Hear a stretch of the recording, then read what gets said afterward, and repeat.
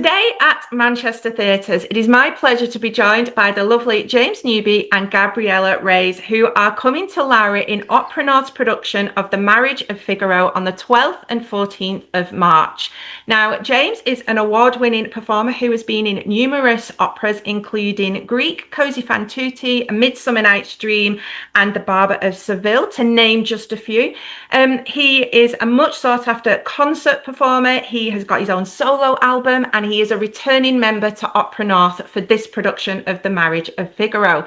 Gabriella is a former member of the Youth Artist Programme for the Metropolitan Opera in New York and is returning to them for their 25-26 season in her role debut, as well as returning or going to the Los Angeles Opera for their production of West Side Story in both house and role debut, and returning to the Lyric Opera Chicago to reprise her role in Pagliacci.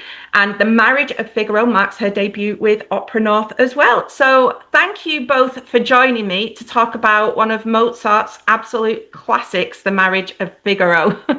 Thanks for having us. Thank you. So tell us a little bit about the story and also your version of the story, because it's been given a bit of a modern twist, hasn't it? So in The Marriage of Figaro, we've got this wonderful, happy couple in the beginning, just getting married. In this production in the English countryside, we have this beautiful home that needs all these employers, and so our employees, Susanna and Figaro, also meet. As we're getting married in the beginning in the overture, they're meeting at the same time, and it's really interesting because as the story progresses, we realize that the Count has an eye for my employee, my assistant, Susanna. Whereas in my journey is I am pregnant, newly pregnant. And as much as I really want to salvage this relationship, the Count is proving it very difficult because he is chasing after my employee. And through the opera, Susanna and I devise a plan to try to catch him in his actions. And in the end, well, I guess you have to come to the opera to see what actually happens. But but yeah, no. And so it's interesting in this production, adding the element of a baby, because in modern day, you would think like, okay, well, if you catch a man cheating, you should just leave. but yeah, in this production, we have that added element, and it's great. Yeah, definitely. And tell us then a little bit about your characters, the Count and Countess. So, James, do you want to defend the Count in any way? It's quite hard to be fair. Yeah, he's just used to having everything his own way. I think he's got obviously a lot of money and comes from that kind of background, middle class sort of background where as a white bloke with loads of money, just sort of life's always just kind of giving him what he wanted, really. So, and then the next thing that he wants on his list is Susanna, and I think it's interesting because he's kind of shocked how hard it is, I think, in this, and that's down to the kind of cunning of Figaro and Susanna, and that's kind of the fun of the opera. Is the Count thinks that he's in control, but actually everybody knows what's going on, and they're all playing him when he thinks he's the one that's sort of wooing Susanna and is going to kind of meet her in the garden later on in Act 4. But actually everybody else is all putting together these plots and tricks to cause his downfall, and in the end his downfall is super public. Every character is on stage when he's caught in the act, and I think for somebody like the Count, like, his reputation is everything, his honor, and so that's probably the most hurtful part. But yeah, you try to make him human a bit, of course, because otherwise it's boring. He's not just a villain, he's a human character. But I must admit, he's not really he can't really justify most of the things he does in the opera. No, he's a character, that's for sure. And so because we've given this a modern twist, or I say we, like I'm a part of it, like Opera North have given this a modern twist, If we carry that through and we say, okay, well, they're newly married, and so the love was there, let's take them to couples therapy. What do you think they would sort of say to each other that they needed from each other? So, Gabriella, what do you think the Countess would want from her? I think she would ask for um, to feel truly seen by him.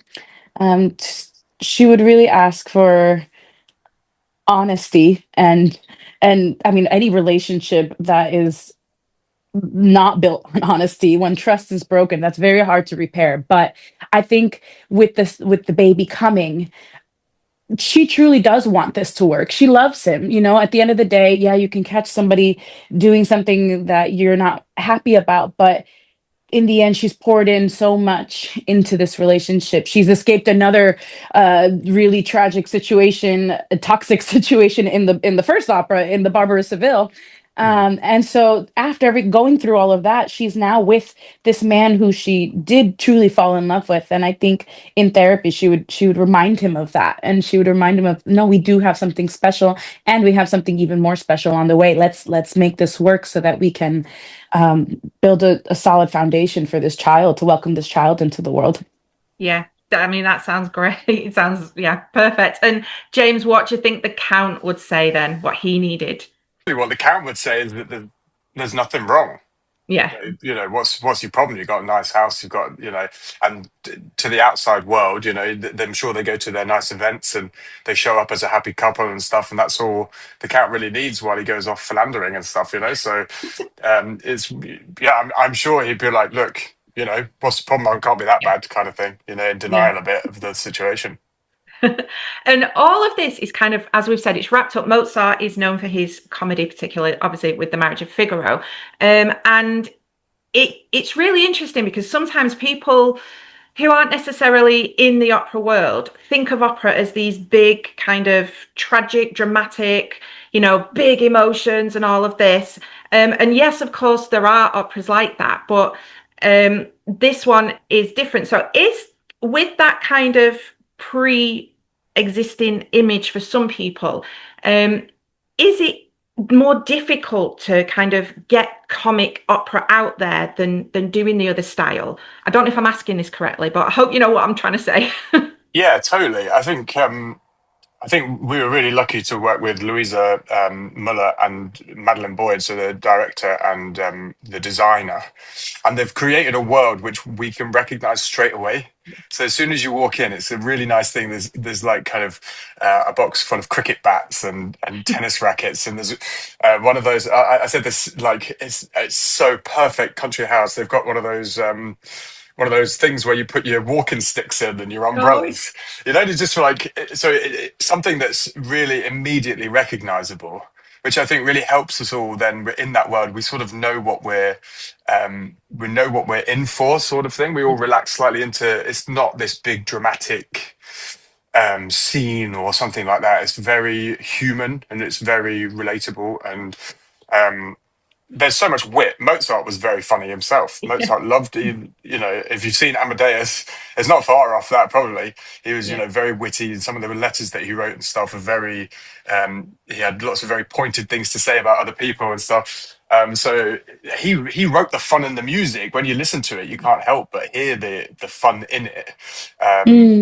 It's just our job to bring that out, really. I think it's totally in the story. And I think, like I say, Louisa's done, and the director did an absolutely amazing job of bringing all that stuff to life. And, the audiences that we've played it to so far have all really laughed along right from the opening, right from the overture. People have, giggled their way through the whole thing. So that's a testament to their work, which is really awesome. Yeah. If I could add to that, as someone who didn't grow up in English countryside or even around cricket bats and any of this, it on a human level, I can connect so quickly to this, just because the emotions that we go through are things that every single person goes through, jealousy and love and falling in love. And like, it's that welcomes audiences from all backgrounds to connect immediately. And when it comes to the humor, we've got such a great cast between the dynamics between Figaro and the cow and Antonio and Bartolo. Like everybody brings their A game, and it's great. It's great to work with everyone and to watch everybody crack jokes at each other. And but it is. It's like, even like you said about Mozart was just naturally funny with like the script and the music, and you hear it, but really mind-bogglingly ahead of his time as well, with kind of the themes that are in there, such as, you know, you're looking at love and fidelity, but like class and gender equality, and you know, the fact that he's put the plot is devised with the Countess and Susanna, her maid, like that, and they work equally, and it is to bring down the male. I mean, just, it would never have happened, but yet it does. It's so clever, isn't it? Yeah, 1,000,000%. Yeah, totally. And you know, it was a big scandal, like when it first came out. I mean, not really a scandal because De Ponte kind of watered it down a bit, but where it comes from, the Beaumarchais, some of the stuff in that, I mean, that's very political of the time, and yeah, it was a proper social commentary. But it's amazing, yeah. But like that's the great works of art, you know, all of it. Shakespeare, poetry, songs, whatever. Like they resonate through generations, and like the human condition doesn't really change, and we're doing the same stuff, and that's why I think it's incredible. I get such kind of it's such a crazy feeling that like we experience stuff exactly the same as people that lived hundreds of years ago, and that shows you what a masterpiece it is, that it's so relevant to us right now. It doesn't matter when it was written. I think that's a testament to how amazing the piece is. Yeah, definitely. And the music is, even if you think you don't know opera, you're going to go and you are going to know this music. It is so embedded in popular culture. You know, Shawshank, Pride and Prejudice. I mean, even Queen reference Figaro in Bohemian Rhapsody. It is that kind of music that just, I don't know, it just feels like it's in us, doesn't it? When we were in rehearsal, I can't remember who it was, but I think it was one of the technicians I was stood next to them when they did the duet from Shawshank, and the dude next to me, he turned around and he went, "To this day, I don't know what those two ladies were singing about," and it just like it just shows you exactly that. It's like it's so ingrained, and even in places you don't know. I always think about like that with the Mozart Requiem. Like it's so dramatic. It's in everything, and like when you hear it, it's just it's become like completely just now synonymous with emotion, or an emotion, like the lacrimosa or whatever. And the music in this is exactly the same.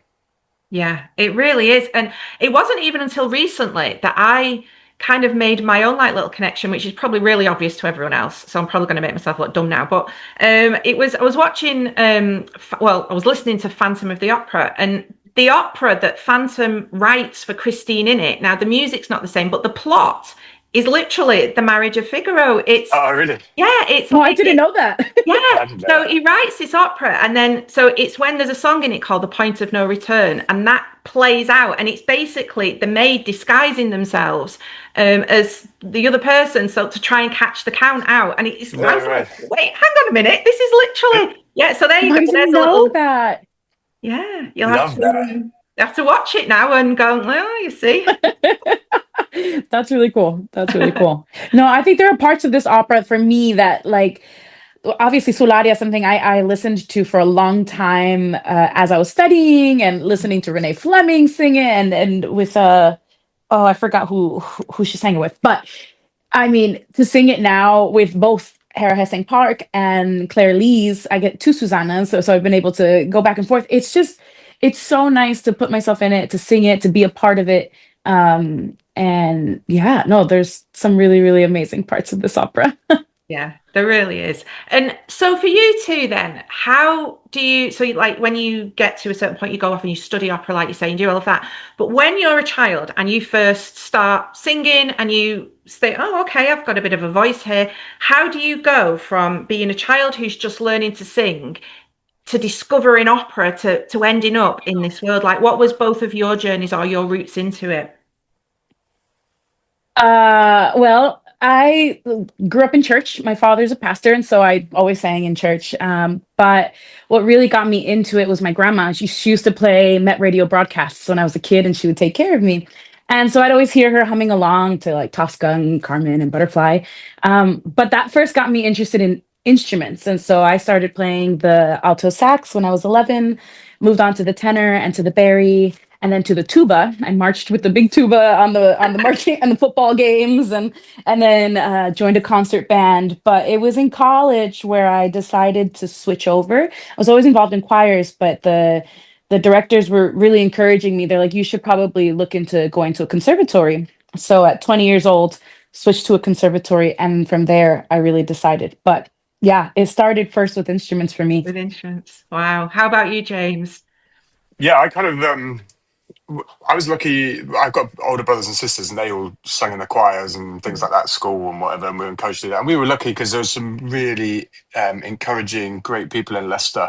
A couple of teachers, especially Willard Welsford and Giles Turner, who really they were at the schools that we were at, and they just really had a love for it, and that was quite infectious. Just it's mostly choral singing. I didn't really want to do it. I kind of rebelled against it as long as I could, especially when I got to sort of secondary school, and yeah, I got in trouble quite a lot for sort of skipping choir practice and all that kind of stuff. I still had dreams of being a rugby player at that point, but yeah, then I actually ended up then going. I took a gap year and I went to Gloucester Cathedral. Oh, wow. And I sung there for a year as a choral scholar, which was mad because it's coming from like a really bog standard state school. Like that's not something that I even knew existed. To be honest, I didn't realize people were getting paid to sing in cathedral choirs. That was like so to go and do that and be with people that had done it since they were a boy, how they'd been at like boarding school and sung as choristers and stuff. It was a real baptism of fire, but it was really cool because it showed you what the standard was to be a professional singer. Yeah. And then from there, I went to music college. I enjoyed it a lot. And then, yeah, just sort of snowballed from there, really. There's something about stately homes that people just, like Bridgerton and Downton Abbey and Pride and Prejudice and all of this people just love it. So I think with that, with the modern twist, with people knowing the music, this is an absolute way in for anybody who's never done opera before, isn't it? It's such and Opera North make their production so accessible as well with, the subtitles and everything. It's a great way in. For sure. For sure. And the Opera North have an amazing scheme. I think it's 18 to 30-year-olds get £10 tickets, I think, or something like that. Yeah. Which is incredible. Like, so it's, if you've not been to an opera, this is definitely one that I would suggest like is good for a first time. And it really, the story just rolls along. It's easy to keep up with. You know what's going on. The music's amazing. It's hopefully funny. There's amazing singers in it. And also really international singers. I mean, people like Gabby and Hera that have, come from the Met and been in America and working a lot. It's not often that you get the chance to see that, even in London. So it's amazing that it's kind of up in the north and an opportunity for everybody to come along. So yeah.